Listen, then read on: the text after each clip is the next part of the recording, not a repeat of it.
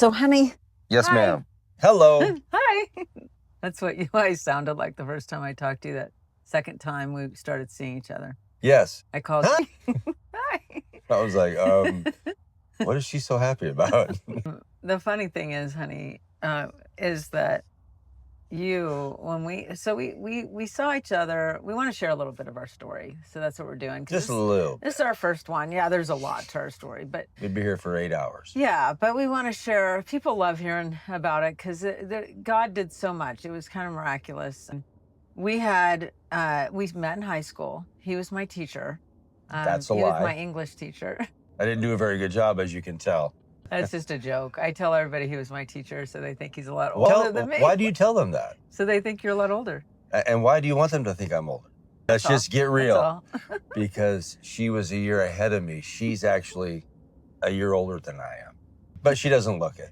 Anyway, yeah, go ahead. That's right. So we mess around a lot with people because they always want to know how we met, and I always tell them that. Well, what makes me crazy is that a lot of the times they actually believe you. Like the one lady that said, "Oh, that's so cool. What did you teach?"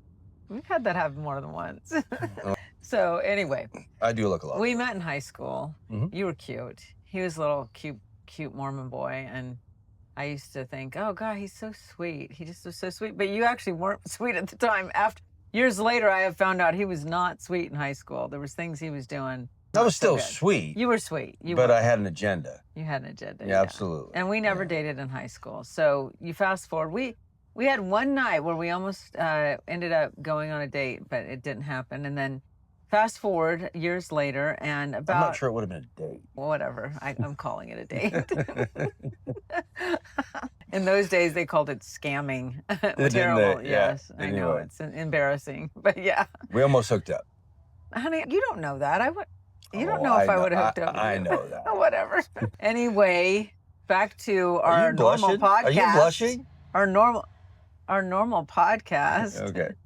So we actually ended up on the phone about, I'd say 15 years ago. Oh, first, stop. I got to interrupt. Let's tell everybody where we're at. Oh, yeah. I mean, look at this. Is this something? Huh?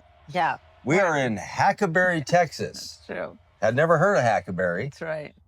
We're out in the country. We're out in the country. Very beautiful. It's so beautiful. Yeah. So peaceful. We love it here. And so we actually, we started talking about 15 years ago, and we were talking on the phone through messaging, through Facebook at the time, and just really getting to reconnect and talk to each other. That was 2010. I mean, I knew when we started talking, I knew that we were so connected so easily. The way we talked to each other was just so easy, familiar.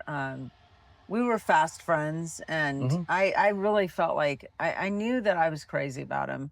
And we really opened our hearts up through that dialogue. But after about 8 months, we ended that relationship. We didn't end that early. I ended that because I saw in him. With good reason. He had a love for God, but he didn't know God. But before we ended it, right at the end, he had sent me a message, and it was really crazy. He said, there's going to come a time where you're going to meet someone, and he's going to be coming out of a dark place, and you're going to be a light to him. And that was one of the last messages that you sent me. Because we actually parted, very amicably. Yeah. It's not like you just dumped me like, a hot brick, a hot potato. Dump me like third period friends. I was very nice. But the thing is, you sent me that message. She chopped me off like a 70s afro. No, you didn't. You basically said what you just said. You said, it's obvious that you have an idea and understanding of God, but you don't have a relationship with him, and that's just not the direction that my life is going. Right. And I totally got that, because you were right. I was right. And so we ended it. But that last message was, we still had those Facebook messages when we came together a few years ago, and 2 years ago. And this December. Yeah. Well, but it was longer than that because anyway, we actually started talking about 2.5 years ago again, and we started corresponding.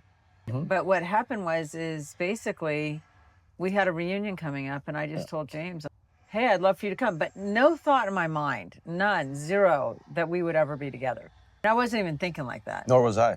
Yeah, I mean, But it literally. just so happens, so I turned out to be the guy coming out of that dark storm. Yeah. And I did see your light. Yeah. And I hadn't seen or heard from you in 14 years. Yeah, you it know? was, and And when I wrote crazy. that back in 2010, I wasn't talking about myself. I didn't Right. see any dark Yeah. storm in my future. Yeah. You know?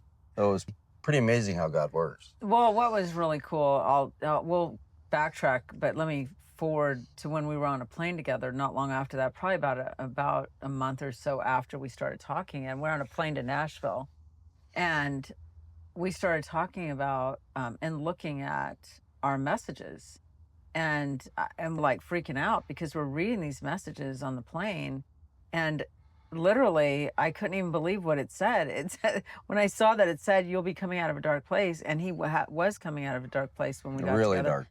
dark. And then just the fact that we were together. I mean, it was just crazy. But so back to when we started getting together again, we started talking, and just again hit it off.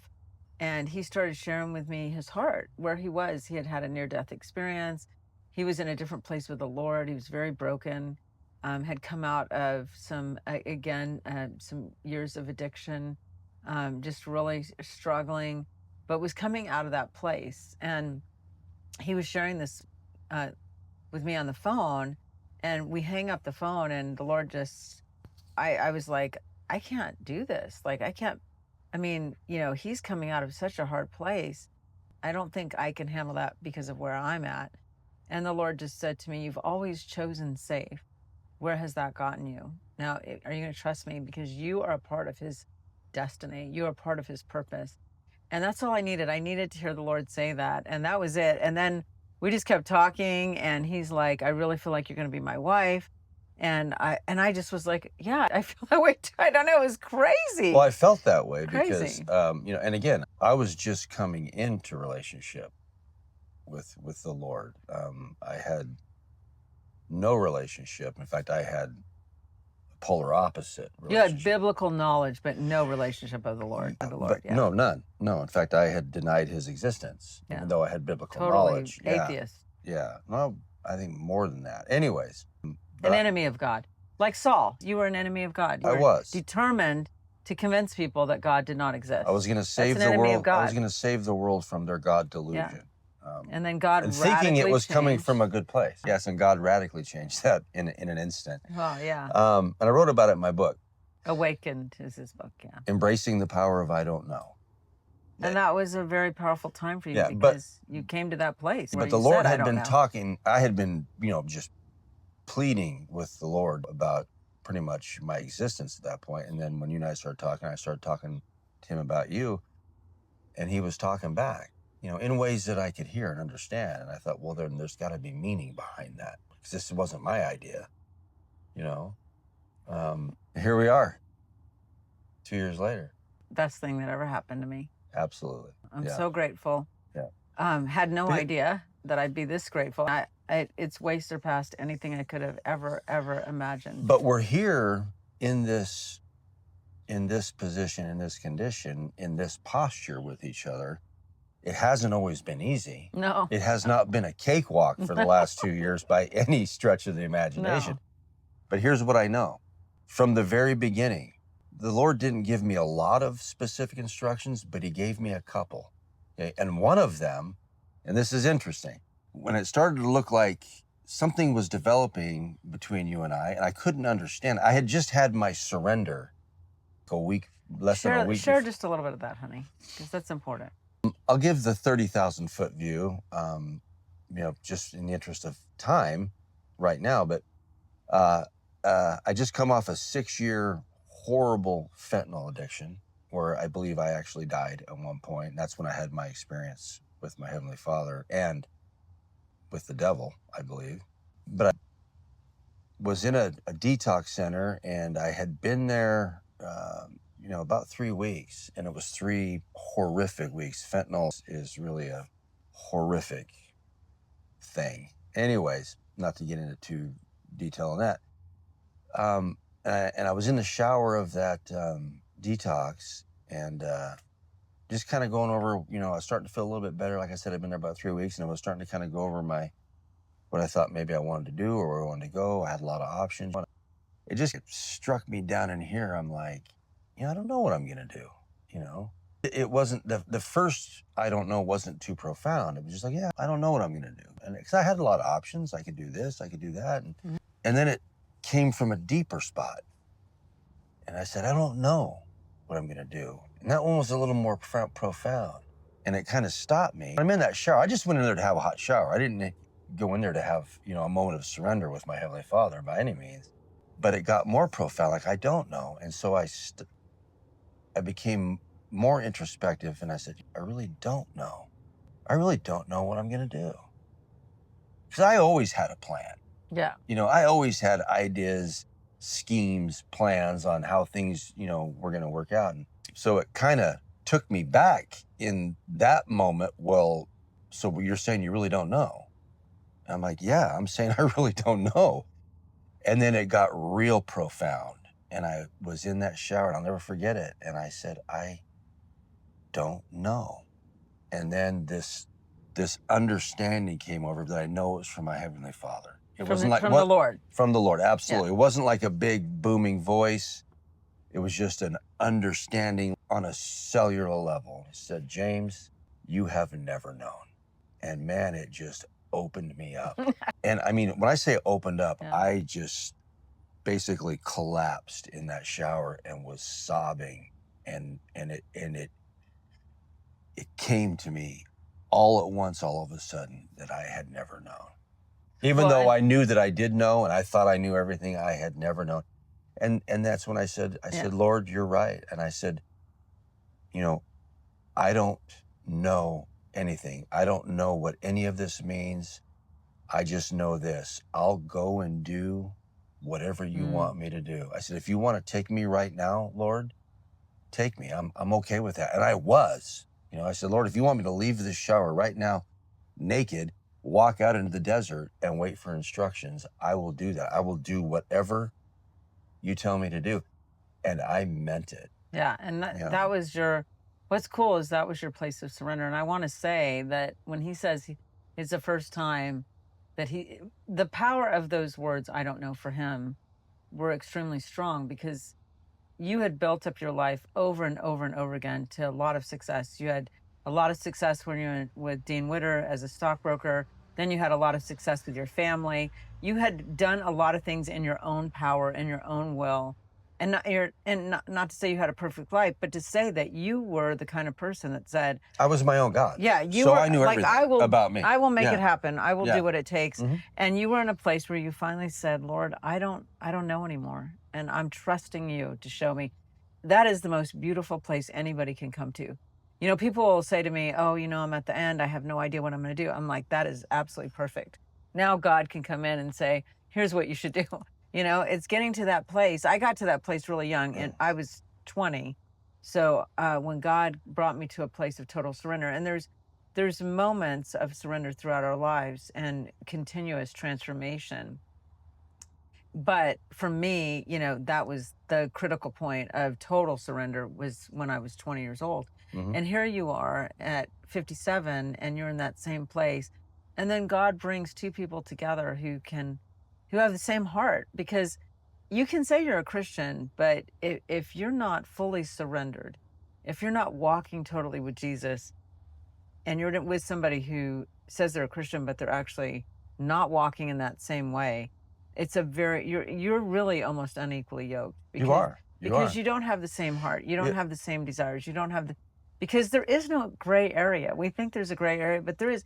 The life of Christ is a surrendered life. That's the great deception. And the life of Christ is a surrendered life. There's that comfortable middle ground where I can partially surrender, or I can. Well, let's face it, self-reliance from a physical, worldly perspective has its place, and it's important. It's important. I agree. That's but when true. it comes to my relationship, what does he tell me? He says, "Lean not on your own understanding." That's right. But do what? Trust me in all things. That's right.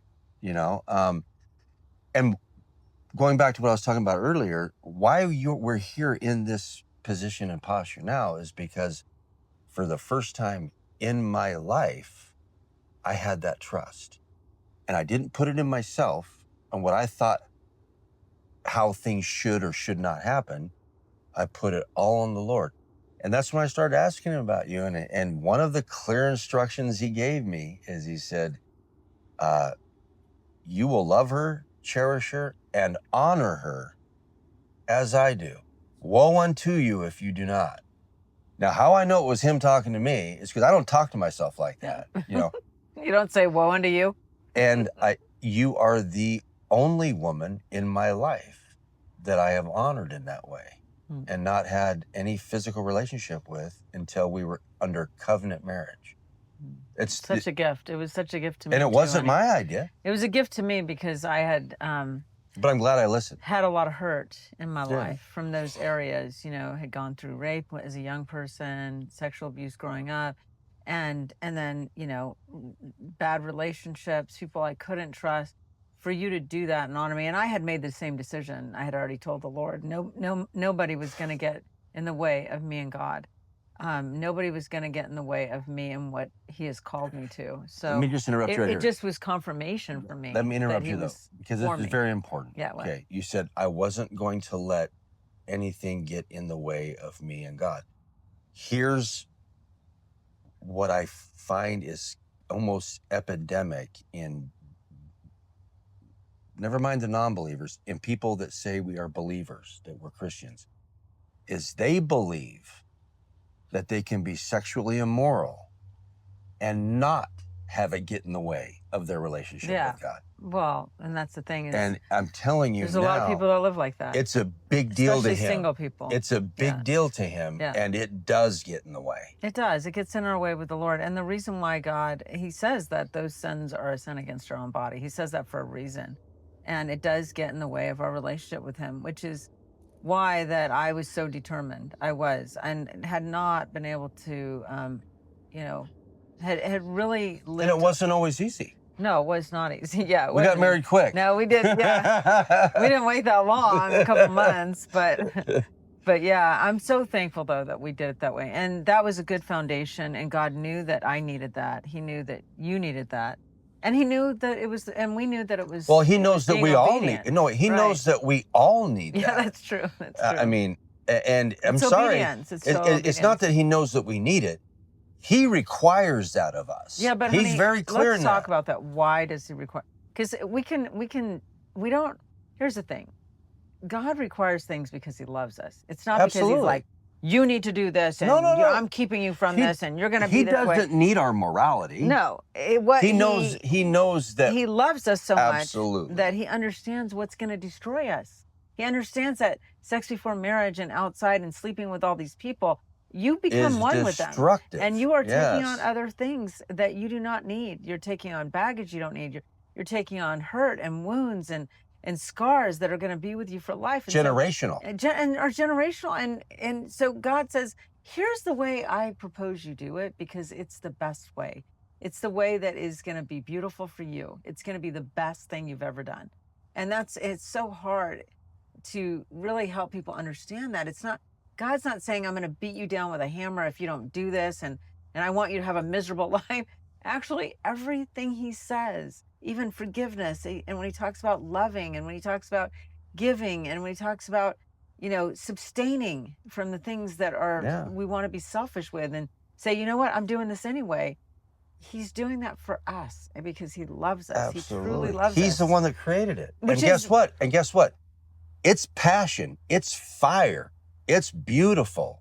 The Lord's just saying, keep it in the fireplace. That's good, honey. That's so good. Yeah, I love that. And He's just saying, keep it in the fireplace. It's true. He keep this in the place that I've created a covenant, and that's the covenant marriage. Absolutely. And so I'm so thankful we did that. I'm so thankful. Too. So, but let's talk really quick before we go, because we don't have much longer here. But I want to share how, so we hadn't seen each other in 40 years. So we all on the phone, we're already talking about how we feel like God's brought us together.